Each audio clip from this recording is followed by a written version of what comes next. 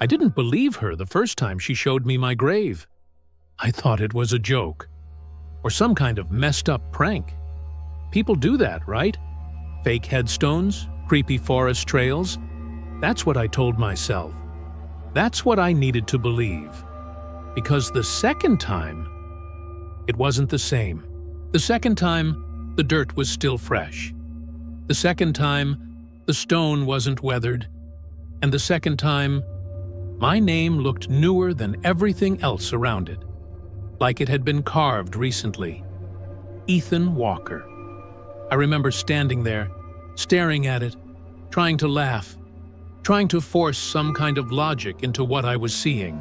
"Real funny," I said. My voice didn't sound like mine. It sounded thinner, like something was wrong with it. Madison didn't laugh. She didn't even react. She just stood a few feet away from me, watching, smiling. That smile. I didn't think much of it the first time. But standing there in the dark, with the lake behind us and those trees closing in, it didn't feel normal anymore. It felt patient. Then I looked back down at the grave, because something wasn't right. The first one, I recognized immediately. It was the date of my accident, 3 years ago, the night I should have died. But I didn't leave, because my eyes were already moving to the second date. And the second date hadn't happened yet. I actually leaned closer to make sure I wasn't misreading it. They didn't change. That's when something shifted. Not around me, inside me. And right as that realization hit, I heard it. A quiet sound behind me. Not footsteps, not breathing, digging, slow, heavy, like something pushing through dirt. I turned around immediately. Madison? She wasn't where she had been standing. I scanned the trees. Nothing. Just darkness.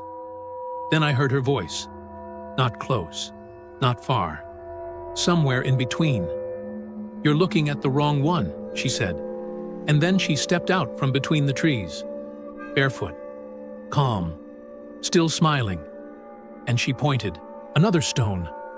I hadn't even seen it. Older. Worn down. Almost swallowed by the ground itself. I slowly turned. Every step felt heavier than the last. And when I got close enough to read it, my chest tightened.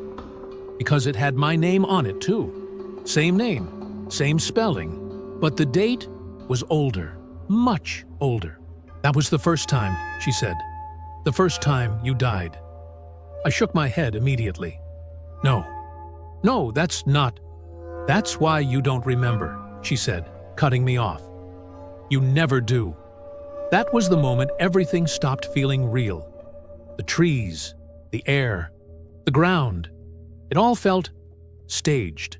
I backed away from her. "Stop," I said. "Just stop. This isn't funny anymore." She didn't move. "You said the same thing last time." That's when I noticed something else. My hands. I lifted them slowly. Thin red threads, wrapped tightly around my fingers. Not resting on them. Wrapped. And this time, they were moving, slowly, tightening. And as I watched, one of them pulled. Not outward. Inward. Like something on the other end was pulling me back. It didn't start at the lake. That's what I keep telling myself. Because if it had started there, maybe I would have known to run. Maybe I wouldn't have trusted her. It started earlier that day. Somewhere normal. Somewhere safe. A cafe. Madison and I were sitting by the window like we always do. Same table. Same drinks. Same quiet conversation about nothing important. If you had looked at us from across the room, nothing would have stood out. That's what makes it worse. Because right in the middle of that normal moment, something was already wrong. I was talking when it happened. Mid-sentence. I don't even remember what I was saying. Because my hand just stopped. Like something had caught it. I looked down slowly, and there it was, a thin red thread, wrapped tightly around my index finger. Not sitting on it, not stuck to it, wrapped. I frowned and tried to brush it off, but it didn't fall. It tightened, just slightly, just enough for me to feel it. Not pain, pressure, like something on the other end had just noticed me. I froze, didn't move, didn't breathe, because in that moment, it didn't feel like fabric. It felt like something was connected to me. Ethan? Madison's voice snapped me out of it. I jerked my hand back. The thread was gone, completely gone. I stared at my fingers. Nothing there, no mark, no redness, nothing. "You okay?" she asked. I nodded too fast. "Yeah. I just thought something was on my hand." She leaned forward slightly. "What kind of something?" I hesitated, because I didn't know how to explain what I had just felt. "A thread," I said. "Red." She blinked once, then smiled. "From where?" That question should have been simple, but it wasn't, because there was nothing around us that could explain it. No fabric, no decorations, no one nearby wearing anything red, just us, and the window behind her. I glanced down at my hand again, still clean, and for a second, I almost convinced myself I imagined it, until I felt it again, this time on my other hand, lower, closer to my palm.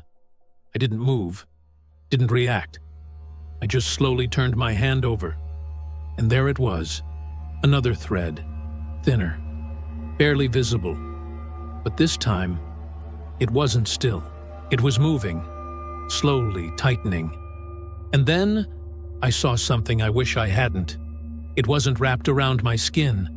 It was going into it, like it didn't start outside, like it started inside my hand, and was pulling itself out. "Ethan," her voice again, closer this time. I looked up. She wasn't smiling the same way anymore. She was watching me, really watching me. Not confused, not worried, focused. "How long have they been there?" she asked. That question didn't feel normal. "Just now," I said quickly. She held my gaze for a moment, then nodded. "Okay," she said softly. "Too calm, way too calm." And then she reached for my hand. I almost pulled away, but I didn't, because I needed to know something. I needed to know if she could see it too. Her fingers wrapped around mine, warm, normal, and for a second, nothing happened. Then I felt it. The thread tightened, harder this time, and Madison's grip tightened with it, not reacting, matching it, like she could feel it too. Or worse, like she was the one pulling it. I didn't pull my hand away right away. That's the part that keeps bothering me, because something in me knew that wasn't normal. Her grip tightened again, not hard enough to hurt, just enough to match the pressure I felt under my skin, like she was in sync with it. I forced my hand back. This time I did pull away. "What are you doing?" I asked. She blinked, tilted her head slightly. "What do you mean?" That answer came too easily, too normal. "The thread," I said. "Did you feel that?" She paused, just for a second, then smiled again. "I didn't feel anything," she said. That was a lie. I knew it was, because I saw her hand tighten, but I didn't push it. I don't know why. We left the cafe after that, and the whole way home, I kept my hands in my pockets, not to hide them, to stop feeling them, because they didn't go away. Even when I couldn't see them, I could feel them, moving, slow, constant, like something was pulling, little by little. By the time we got back to the apartment, I was already on edge. Not panicking, not yet, just aware, too aware. I set the groceries down, took my hands out slowly, looked, nothing, clean again. They're back, I said. I didn't mean to say it out loud, but they were.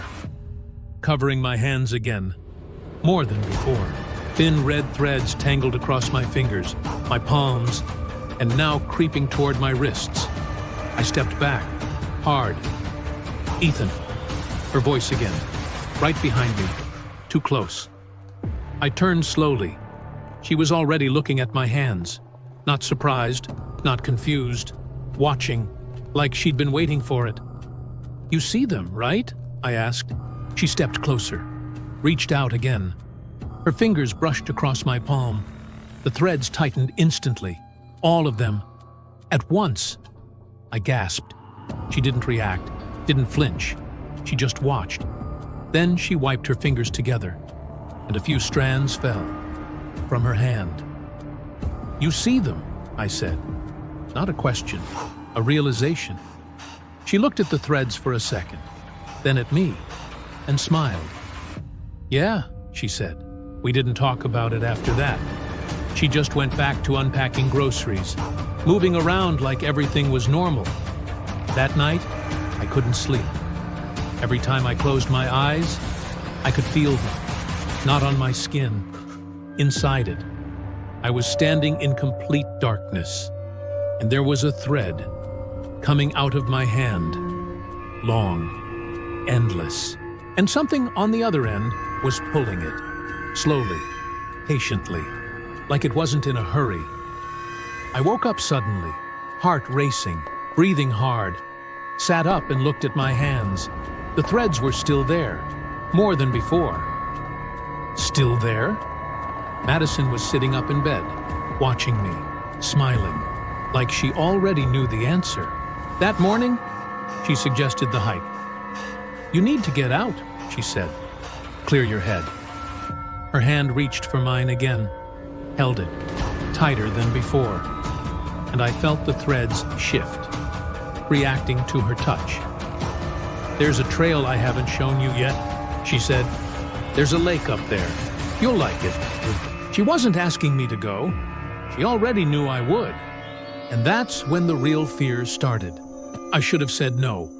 That's the part that doesn't make sense when I think back on it. Any normal person would have said no, would have grabbed their keys, left the apartment, gone anywhere else. But I didn't. I just stood there, looking at her, trying to understand what had changed. "Now?" I asked. She nodded immediately, too quickly. "Yeah," she said. "It's better before it gets too late." That didn't make sense. If anything, it was already getting late. The light outside was fading. The kind of dim, gray evening that makes everything feel colder than it actually is. I glanced at the window, then back at her. She was still smiling, watching me, waiting, and for some reason, I nodded. "Okay," I said. The moment I said it, something shifted. Not in the room, in her. Her smile widened slightly. Not enough for anyone else to notice, but I did. Like she had been expecting that answer, like there had never been another option. The drive was quiet, too quiet. Usually she talks, about anything. Music, random thoughts, things she saw that day. But not this time. She just drove, eyes forward, hands steady on the wheel. And she didn't look at me once. I checked my hands again. The threads were still there. More now. They had moved past my wrists, thin red lines creeping up my forearms. I tried pulling one. The second I did, it pulled back. Hard. I sucked in a breath. Not pain, but resistance. Like I wasn't supposed to touch it. "Don't," she said. Her voice cut through the silence instantly. I looked at her. She was still facing forward. "How did you—" "Just don't," she repeated. Same tone, calm, flat. That answer didn't help. It made it worse. Because she hadn't looked at me. She shouldn't have known what I was doing. We passed the edge of town a few minutes later. Streetlights disappeared. Houses faded. Just trees, road, darkness. I checked my phone. No signal. "Where exactly are we going?" I asked. "A trail," she said. "That's not an answer." She smiled slightly, still not looking at me. "You'll see." That same answer again. My grip tightened on my seat. Something in my chest was telling me this was wrong. Not just strange. Wrong. I looked at the road behind us. Thought about asking her to turn around. Thought about grabbing the wheel. But I didn't. Because something else was happening. The threads. They were moving faster now. Not just creeping. Sliding. Up my arms. I could feel them under my skin. Like something was threading through me. Connecting. Pulling. And every time I looked at Madison, they tightened. The car slowed, turned off the main road, onto something narrower. Dirt. No signs, no lights, just a path cutting into the forest. "We're here," she said. The car stopped. The engine went quiet. And for a moment, everything felt too still. I reached for the door handle immediately. It didn't open. I pulled again, harder. Nothing. "Madison." No response. I turned toward her. She was already looking at me, smiling, wider than before. "There's no point," she said. "What do you mean there's no point?" "You always try that." My stomach dropped. "Try what?" "Leaving," she said. That word hit harder than anything else she'd said so far. Like it wasn't the first time. Like it wasn't even new. I stared at her. She didn't answer. Instead, she opened her door, stepped out, and for a second, she didn't move, just stood there, then slowly turned her head back toward me. And that smile, it didn't look human anymore. It was too wide, too still. "Come on," she said softly. And even though everything in me was telling me not to, I opened my door. This time, it unlocked, and I stepped out. The moment my feet hit the ground, I knew I shouldn't be there. The air felt different, not colder, not heavier, just wrong. The forest was too quiet. No wind, no insects, no distant sounds from the road. Just us. Madison started walking immediately, didn't wait, didn't look back. "Wait," I said. She didn't stop. I followed anyway, not because I wanted to, because I didn't feel like I had a choice. The path wasn't really a path, just a narrow stretch of dirt. "How do you know this place?" I asked. No answer. "Madison." She slowed slightly, just enough to speak. "I've been here before." "When?" A pause. "A while ago." That answer didn't sit right. I looked around, tried to recognize something. Nothing looked familiar. The deeper we walked, the quieter it got. And then I noticed something. My footsteps. They didn't sound right. Too soft, like the ground wasn't solid. I looked down. The dirt shifted slightly under my shoes. Not collapsing, moving. Just barely. I stopped. "What is this?" I said. Madison turned slowly, and for a second, I wish I hadn't asked. Because her expression changed again. "They're still there, aren't they?" she said. My chest tightened. "What?" "The threads." I looked at my hands. They had spread. "They weren't like this before," I said. "They always get worse," she replied. "Always." That word hit hard. "What do you mean, always?" She didn't answer. She just turned again and kept walking. I followed, because stopping didn't feel like an option. After a few minutes, the trees started to thin, and that's when I saw it. The lake, black, still, completely silent. No ripples, no reflection, just a flat, dark surface. We stopped at the edge, and for a second, neither of us spoke. Then Madison stepped forward and pointed. "Look!" I followed her hand, and that's when I saw them. 2 stones, standing at the edge of the water. Gravestones. I felt something in my chest drop. "Why are there graves out here?" I asked. "Because this is where it ends," she said. My breathing slowed. "What ends?" She turned her head slightly. "You," she said. I stared at her, waiting for her to laugh. She didn't. "Come closer," she said. I didn't move. "I'm not going near that," I said. Her smile faded slightly. "You said that last time, too." The threads, they pulled. Hard. All at once. I stumbled forward, couldn't stop myself, like something was dragging me, straight toward the graves. I tried to resist. I couldn't. Until I was standing right in front of them, close enough to read Ethan Walker, my name, on both stones. And that's when I realized something even worse. There wasn't just one grave. There were two, and one of them looked older, much older.